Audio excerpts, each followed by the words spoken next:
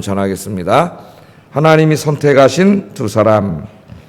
자, 이틀 동안 마태복음 1장을 공부했는데 예수님께 초점을 맞추어서 공부를 했습니다. 이 예수님이 누구신가? 그런 주제로 말씀을 전했어요. 오늘은 이 마태복음 1장, 특별히 오늘 읽은 본문 말씀을 하나님의 구원 사역에 선택되어서 쓰임받았던 이 두 사람에 대해서 좀 말씀을 증거하려고 합니다. 한 사람은 누구죠? 요셉이라고 하는 사람이고, 한 사람은 마리아라고 하는 여성입니다. 그 많은 사람들 중에 하나님께서 두 사람을 선택하셨죠. 어디다 선택하셨어요? 하나님께서 이 세상을 구원하기 위해서 인간의 몸으로 이 땅에 오시는데 거기에 쓰임받는 사람, 누구를 내가 사용할 것인가, 그렇게 하나님이 생각을 하셨겠죠. 그때 하나님이 택함을 받은 사람이 바로 이 두 사람이에요. 그러니까 아마 그 시대 사람들 중에서 하나님이 보실 때 하나님 참 기쁘게 생각했던 두 사람인 것 같습니다. 요셉과 마리아가. 그래서 이 두 사람을 좀 생각해 보려고 하는데요. 가장 복된 인생은 하나님께 쓰임받는 인생입니다. 누구나 이제 한평생 살아가게 되죠. 이 땅에 태어나서 한평생 살아가게 되는데 아마 다양한 모습으로 살아가게 될 겁니다. 결국 100년도 못 살고 또 우리는 이 세상을 떠나야 돼요. 그러나 이 세상을 떠나고 그것으로 끝이 아닙니다. 그걸로 다 끝나는 게 아니에요. 그 다음에 내세가 있고 영원한 세상이 있죠. 하나님 앞에 우리가 다 서서 한평생 다 결산을 할 날이 반드시 있습니다. 그때 가장 복된 인생이 누구냐 하면은 하나님께 인정받아서 하나님이 택하시고 하나님 쓰시는 사람, 그 사람이 가장 복받은 사람이에요. 그 사람이 이제 오늘 여기 요셉과 마리아라고 하는 사람인데, 바라기로는 새벽에 와서 이렇게 기도하시는 여러분들 뿐만 아니라 또 가정에서 요즘 이제 말씀을 듣는 사람이 좀 많아졌어요. 그래서 이 말씀을 듣는 사람들이 다 하나님께 인정받고 쓰임받는 인생이 되기를 주의 이름으로 축복합니다. 자, 먼저 한번 요셉이라는 사람을 한번 좀 생각해 보겠어요. 자, 요셉은 직업이 뭐죠? 직업이 목수죠, 목수. 요즘 은퇴한 다음에 사람들이 이제 자기가 살 집을 스스로 지려는 사람들이 자꾸 늘어나고 있는 것 같아요. 그래서 목공일을 배우는 사람들이 많더라고요. 텔레비전 보면 가끔 보면 이제 프로에 목공일 이렇게 나오는데 저도 이제 배우고 싶어요. 근데 도저히 못 배울 것 같아요. 저는 손재주가 없어가지고. 목공일을 배우는데 이 요셉은 직업이 목수입니다. 목수로서 이제 먹고 사는 그런 사람이었어요. 이제 족보로 따지면은 왕족이라는 건 우리가 이미 공부했죠. 그러나 거기서부터 다윗까지 거슬러 올라가면은 솔로몬까지 거슬러 올라가면 몇백 년이에요. 벌써 우리나라 사람이 여기서 자기가 난 조선 시대에 우리 집 저 왕족이야 그런 거랑 똑같은 그 정도 되는 거죠. 그러나 이제 왕족이었지만은 요셉은 목수였습니다. 목수로서 살아가는 평범한 사람이었어요. 어느 날 혼인할 나이가 돼가지고 마리아라고 하는 여성과 정혼을 했습니다. 우리 성경에는 이제 약혼이라고 번역을 했는데 약혼이라 그러면은 조금 오해가 생길 수 있어요. 왜냐하면 우리나라 약혼하고 달라요. 우리나라 약혼은 법적인 구속력이 없습니다. 그냥 결혼하기 전에 그냥 하나의 그 세레모니를 하는 거죠. 그러나 이스라엘의 이 약혼은, 정혼은 그런 게 아니에요. 실제적인 결혼이에요. 그래서 부부가 결혼을 해서 합방을 하기 1년 전에 정혼을 합니다. 정혼을 하는데 그건 실제적인 법적인 구속력이 있어요. 그래서 결혼이나 마찬가지예요. 합방만 1년 후에 할 뿐이지. 그러니까 우리랑은 좀 다릅니다. 그냥 약혼이 아니에요. 자, 마리아라고 하는 여성과 이제 실제적인 결혼을 한 거죠. 정혼을 하게 됐습니다. 요셉은 어떤 꿈을 꿨을까요? 마리아 만나보니까 아름다운 여인이고, 그래서 만나서 이제 정혼식을 올리고, 1년 후면은 이제 진짜 부부가 되는 거죠. 아직은 법적인 부부만 됐어요. 진짜 부부가 되는 겁니다. 그래서 매일 누구 생각하면서 살았을까요? 정혼한 다음에. 마리아 생각하면서, 이제 빨리 1년이 지나면은 마리아랑 만나서 이제 진짜 부부가 돼가지고 아이들 낳고, 내가 목수일 열심히 해서 돈도 많이 벌어가지고 집도 사고, 또 집 산다는 얘기는 없어요. 제가 이제 그 얘기하는 거예요. 집 살라 그랬겠죠. 돈도 많이 벌고 맛있는 것도 많이 사 먹고 여행도 다니고 지금으로 말하면 그런 거죠. 그냥 행복하게 살아야지 그런 마음을 품었겠죠. 그래서 젊은이들이 결혼을 앞두고 다 그런 마음을 갖지 않습니까? 그렇게 이제 평범한 삶을 평범한 행복을 추구하면서 살려고 하던 그런 사람이에요. 요셉이라고 하는 사람이.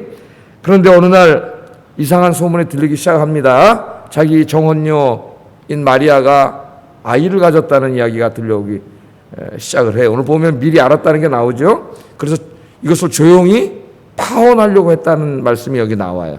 그럼 누가 알려줬는지 모르지만 그런 소식을 듣게 됐습니다. 파혼을 하려고 한 거 보니까 그냥 뜬 소문이 아니라 정확한 이야기예요.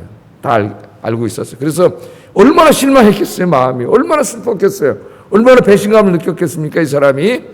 그래서 파혼을 하려고 하는데 그날 밤에 하나님께서 천사를 보내셔가지고 천사가 찾아와서 야 파혼하지 마라. 네 아내 데려오기를 두려워하지 마라. 네 아내는 그렇게 불량한 여자가 아니야. 에? 네 아내가 아이를 가진 것은 성령으로 잉태된 것이다. 이 세상을 구원하기 위해서 하나님이 인간으로 이 땅에 오시는데 내 아내의 몸을 빌렸을 뿐이야. 천사가 그렇게 가르쳐 줬죠. 자, 그 말씀이 오늘 21절에 보면 요셉에게 찾아와서 천사가 하는 말 한번 읽어보겠습니다. 21절 시작.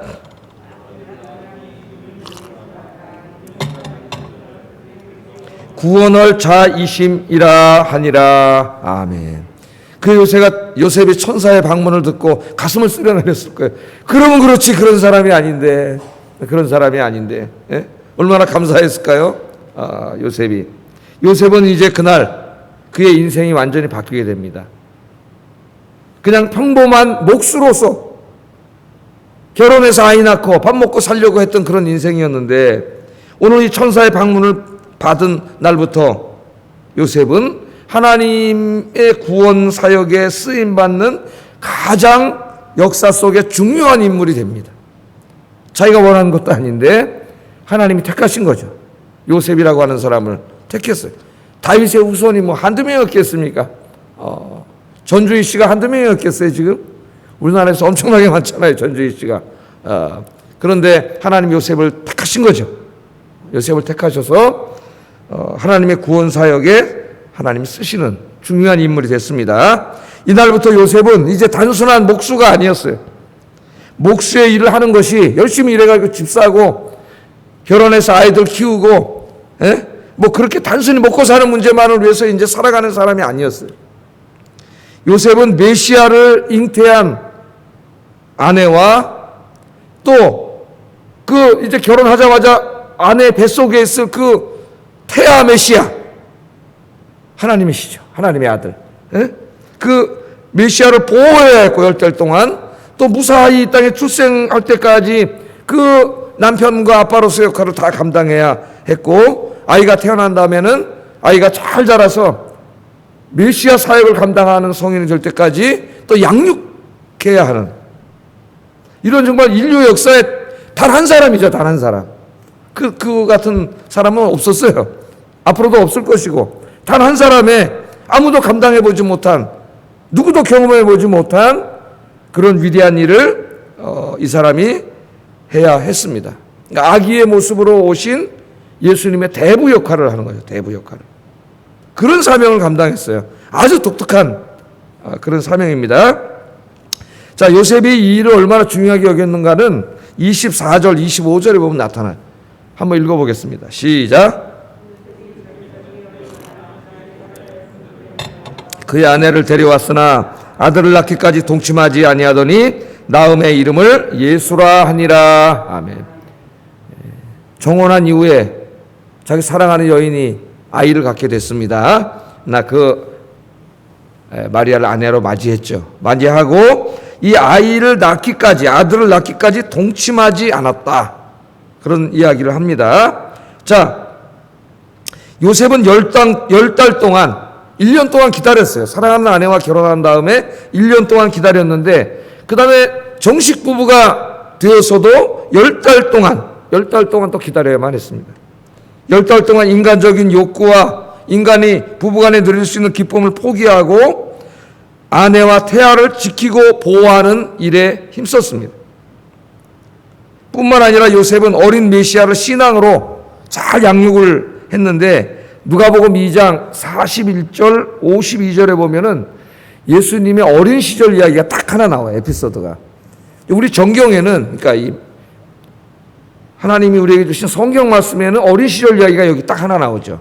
그러나 이제 그 위서들을 보면은 예수님의 어린 시절 이야기들이 여러 개 나옵니다. 위서들에 막 예수님 친구들하고 놀다가 막 마술을 행하기도 하고, 막 그런 얘기들이 막 나와요. 읽어보면 재미는 있는데 벌써 이게 예수님에 관한 얘기가 아니라는 걸 우리가 알 수가 있어요. 꾸며낸 얘기라는 거를. 자, 하여튼 여기 나오는데 12살 때죠. 12살 때. 예수님이 12살 되셨을 때, 우리나라 말하면 한 5, 6학년 정도 됐을 때 그때 일화가 나옵니다. 요셉과 마리아가 6월절 날 이제 절기, 하나님 앞에 절기를 지키기 위해서 12살 된 예수를, 아이 예수죠. 초동생 예수를 데리고 함께 이제 친척들하고 함께, 혼자 가는 게 아니에요. 먼데 사는 사람들은 일단 그룹을 이루어 친척들과 함께 예루살렘 성을 방문을 했습니다. 그래서 거기서 예배를 드리고 할 일을 다 하고 그 이제 큰 집단이 돌아오는 거예요. 그러니까 항상 12살 먹었기 때문에 어디 뭐 저 삼촌 집에 있을 수도 있고 이모랑 놀 수도 있고 항상 그렇게 떨어져 있었기 때문에 돌아오면서 엄마 아버지는 그냥 당연히 같이 오고 있는 줄 알았어요. 오고 있는 줄 알았는데 그 다음날 이제 성전을 떠나고 하루 지나고 이제 보니까 아이가 없는 거예요. 예수가. 깜짝 놀랐겠죠. 예수야 어딨냐 그랬겠죠. 그랬더니 없는 거예요. 깜짝 놀라가지고 아이를 막 찾았는데 뭐 없어요. 그래서 다시 예루살렘 성전으로 돌아와가지고 막 사색이 됐죠. 아이 잃어버린 부모님 얼굴 여러분 보셨습니까? 제정신이 아니죠. 막 사색이 됐죠. 막 찾아다니는데 보니까 뭐하고 계세요, 예수님이. 저 성전에서 당대 최고의 율법 선생님들하고 앉아가지고 율법과 구약에 대해서 토론을 하고 그 말씀을 듣고 질문을 하고 있는 이 어린 예수님을 발견하게 됩니다. 물론 예수님은 어려서부터 메시아의 자의식을 가지고 그렇게 자라났고 하나님 지혜와 총명을 주셨기 때문에 이런 부분이 있었지만은 저는 좀 또 한 가지를 더 보고 싶어요. 12살이 될 때까지 아버지인 요셉이 얼마나 아들 예수를 잘 키웠는가, 얼마나 신앙으로 잘 키웠는가. 장차 메시아의 사명을 감당할 하나님이시기 때문에 참 이거 설명하기가 쉽지가 않죠. 얼마나 정성을 다해서 이 메시아를 키웠는가가 여기 나타난다는 그런 생각이 들어요. 그래야 저 아이가 온 인류를 구원할 메시아의 사명을 감당해야 되잖아요. 그때까지는 그 일을 감당할 성인이 될 때까지는 그 아이를 양육할 책임이 자기에게 있는 거죠. 그냥 일반 아이를 키우는 것과는 달라요. 그래서 그 사역을 잘 감당했다는 것이 여기에 나타납니다. 오늘 제가 뭘 적용하려고 그러는지 아마 조금 이제 여러분들이 이해가 되실 거예요. 이후로 요셉은 복음서에 잘 나타나지 않습니다. 거의 나타나지 않아요. 그래서 아마도 이 신약학자들은 요셉이 병으로 일찍 죽은 것으로 그렇게 생각을 합니다. 뭐 정확히는 알 수가 없지만 나오지는 않기 때문에 죽었으면 틀림없는 것 같아요. 그 이후에 잘 나오진 않습니다. 그러나 요셉은 살아생전까지 하나님이 자기에게 주신 그 메시아 구원자를, 그 구원자가 세상을 구원하는 일을 할 때까지 그 아이를 잘 보호하고 아내를 보호하는 그런 사명을 맡은 자로서 그 사명을 잘 감당했다. 오늘 그걸 하나 좀 제가 지적하고 싶습니다. 오늘 새벽에 오신 여러분, 또 가정에서 말씀을 들으시는 우리 성도 여러분, 요셉처럼 하나님께 쓰임받는 여러분 복된 인생이 되기를 주의 이름으로 축복합니다. 또한 하나님께서 맡겨주신 일들을 요셉처럼 최선을 다해서 잘 감당해서 이런 아름다운 열매를 맺는 여러분들 되시기를 주의 이름으로 축복합니다. 다음은 마리아에 대해서도 한번 또 우리가 생각해 보겠습니다. 마리아 이야기는 어디 많이 나와요? 누가복음 1장에 상당히 자세하게 나옵니다. 왜냐하면은 마태복음은 요셉을 중심으로 기록했다면 이 누가복음은 마리아를 중심으로 기록이 되어 있어요. 자, 마리아도 마찬가지죠. 시골처녀. 시골에서 이제 이렇게 순수하게 자라는 한 아가씨였습니다. 저 예루살렘의 큰 귀족 건문세가의 자녀가 아니었어요. 시골 처녀였습니다. 근데 어느 날 이제 결혼할 나이가 돼가지고 건실한 청년을 만나서 정혼을 했습니다. 그 청년이 이제 요셉이죠. 예? 요셉을 사랑하게 됐고 정혼을 했어요. 그래서 이제 정혼하고 1년 후에 진짜 부부가 되기 위해서 결혼한 날을 기다리고 있던 그렇게 기다리면서 1년을 살고 있었죠. 그러던 어느 날 갑자기 천사의 방문을 받습니다. 예? 뜻하지 않은, 전혀 생각하지도 못했죠. 자기에게 그런 일이 있으리라고는 정말 뭐 0.0001도 생각하지 못하고 그렇게 이전에 요셉 씨하고 결혼해서 가정을 이루고 목수일을 하니까 남편이 목수잖아요. 같이 도우면서 아이들 낳고 행복하게 살아야지, 이렇게 순수한 꿈을 꾸고 있던 여성이었어요. 그런데 어느 날 천사가 갑자기 찾아와가지고 네가 잉태할 거다. 아이의 이름을 예수라 하라. 예수가 무슨 뜻이에요? 구원자라는 뜻이죠. 그 말씀을 전해주면, 여러분 이제 좀 고기는 덮어 놓으시고 누가복음 1장을 한번 성경책을 펴보세요.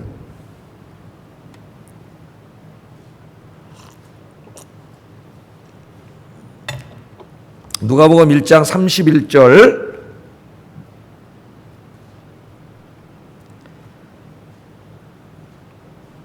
자, 읽어보겠습니다. 보라, 내가 잉태하여 아들을 낳으리니 그 이름을 예수라 하라. 예수라 하라. 그렇게 말씀을 하세요.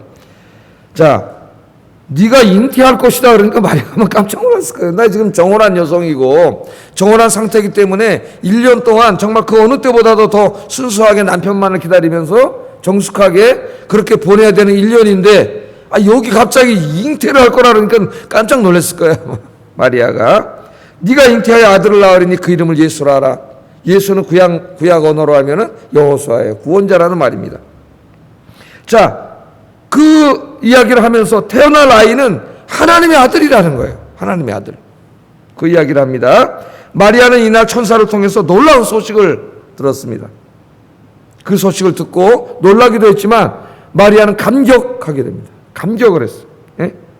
하나님께서 한낱 시골 처녀에 불과한 자신에게 하나님의 아들을 잉태하고 탄생시키는 위대한 일을 맡기셨다는 사실에 마리아는 깜짝 놀라면서 감격했습니다. 그래서 이 말씀을 듣고 38절 한번 읽어보겠어요. 누가복음 1장 38절 읽어봅니다. 시작. 마리아가 이르되 여종이오니 말씀대로 내게 이루어지이다. 아멘.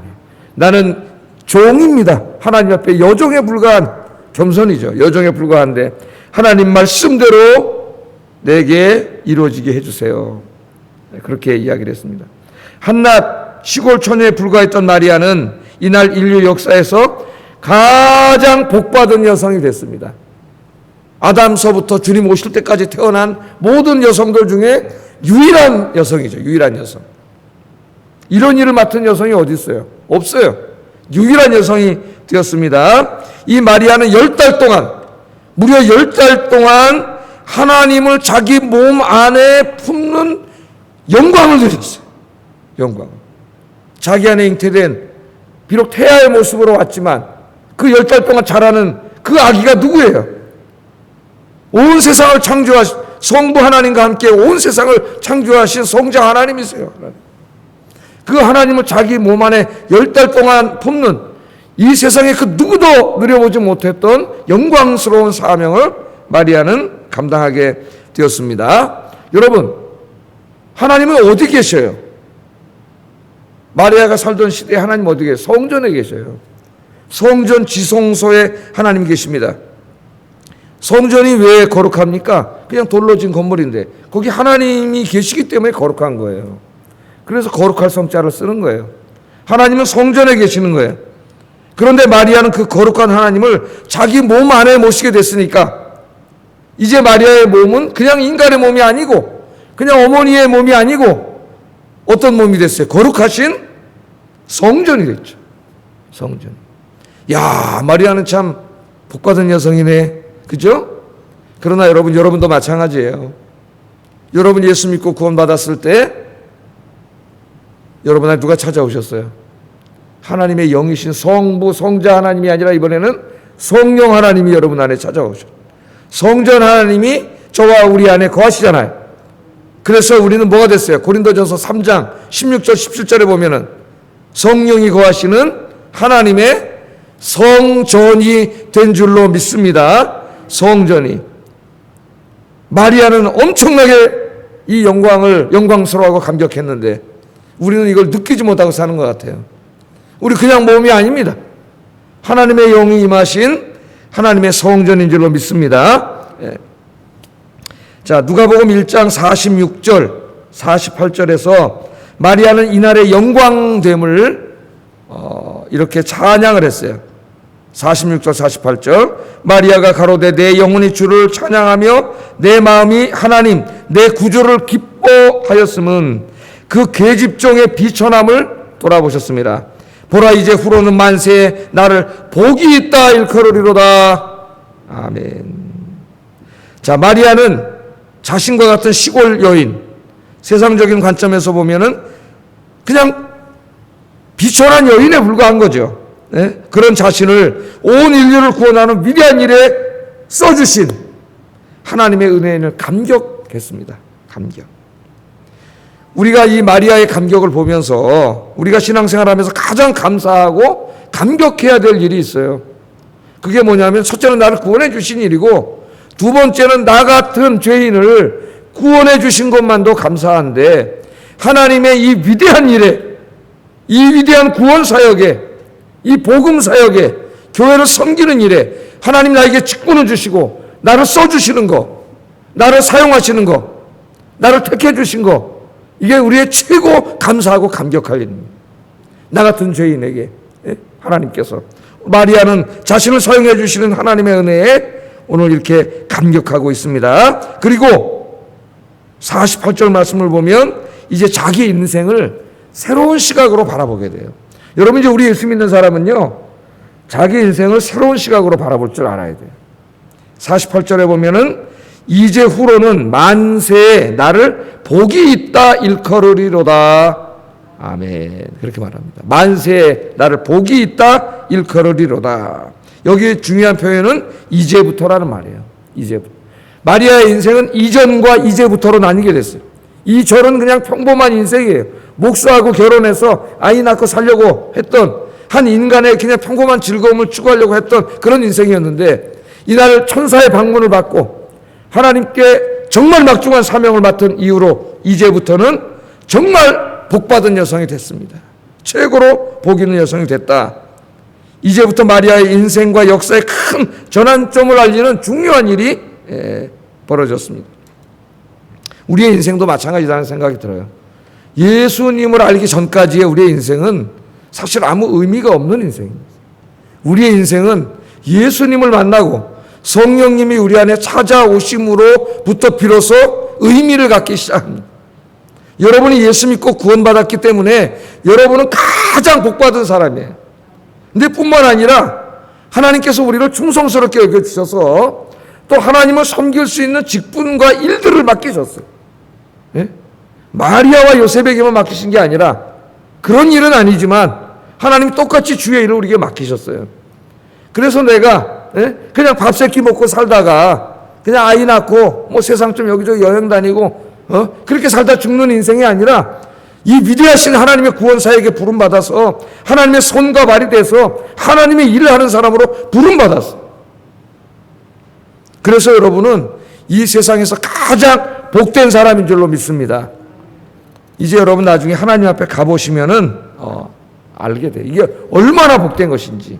마리아는 그때 깨닫게 됐어요. 아, 나는 그냥 한낱 시골 여성, 어쩌면 맨날 예루살렘에 저 서울에 사는 저 건문세가의 딸들을 자기 비슷한 또래 여인들을 부러워하면서 살았는지 모릅니다. 나는 그냥 부모 잘못 만나서 흙수저로 그냥 태어나가지고 그냥 목수 만나서 그냥 이렇게 살다가 가는 인생, 그렇게 생각했는지 모르겠어요. 그러나 마리아는 오늘 이 주님의 은총을 받은 이후에 이제부터는 세상 사람들이 나를 그냥 한낱 목수의 아내로 시골 여성으로 보지 않고 가장 복된 여성으로 그렇게 나를 바라볼 거다. 자기 자신을 바라볼 때도 나는 가장 복된 여성이야. 그렇게 오늘 감격 속에 고백을 하고 있잖아요. 오늘 여러분들은 가장 복받은 사람인 줄로 믿습니다. 자기가 복받은지도 모르고 맨날 그냥 또 세상을 쳐다보면서 그냥 세상 바라보면서 나는 왜 이 모양이냐 그렇게 살아가는 불쌍한 사람들이 있어요. 여러분, 우리는 이미 복받은 사람이에요. 구원받았고 하나님의 인정을 받아서 직분을 받았고 하나님이 우리에게 일을 맡기셨고 하나님께 쓰임받는 일꾼이 됐으니 이것보다 더 큰 축복이 어딨습니까?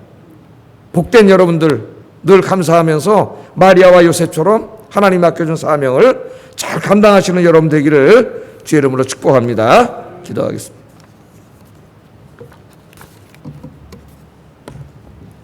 자, 이 시간에 우리가 자기 자신을 위해서 또 자녀들을 위해서 기도해야 될 게 있어요. 요셉처럼 마리아처럼 하나님의 위대한 구원 사역에 쓰임받는 인생이 되게 해주세요. 그냥 내가 이 땅에 태어나서 내 사는 인생의 의미가 그냥 밥 세끼 먹고 여기저기 좋은 데 놀러 다니고 좋은 거 먹고 인생 즐기고 그렇게 살다 가는 인생이 되면 안 되겠어요. 그런 인생이 아니라 정말 하나님께 인정받고 붙들려서 하나님의 위대한 구원 사역에 쓰임받는 인생이 되게 해주세요. 나도 쓰임받고 내 자녀들도 쓰임받는 인생이 되게 해주세요. 이거 첫 번째 기도 제목입니다. 두 번째는 하나님께서 맡기신 일들을 감당할 때 마리아와 요셉처럼 자신의 모든 것을 들여서 희생하고 헌신하는 자세로 감당하도록 인도해 주세요. 우리 같이 기도하겠습니다. 사랑과 은혜가 충만하신 아버지 하나님 감사합니다. 오늘 새벽에는 이 마태복음 1장의 예수님 탄생 기사를 예수님을 중심으로 살펴보지 않고 예수님께서 인간의 몸을 입고 이 땅에 오시는데 하나님께